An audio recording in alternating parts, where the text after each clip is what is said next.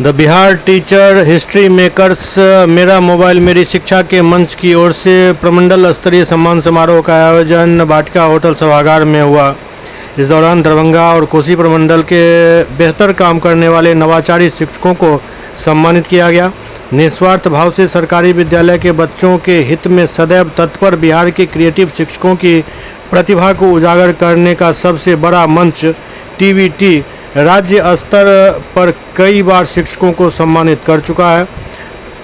पहली बार मधुबनी में प्रमंडल स्तरीय सम्मान समारोह का आयोजन किया गया, जिसमें 95 नवाचारी शिक्षकों को सम्मानित किया गया।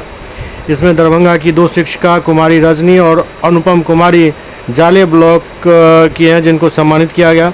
इस कार्यक्रम में मुख्य अतिथि मधुबनी जिला के मेयर अरुण राय थे। उन्होंने लोगों को संबोधित करते हुए कहा कि समाज का निर्माण सच्चे मायनों में शिक्षक ही करते हैं।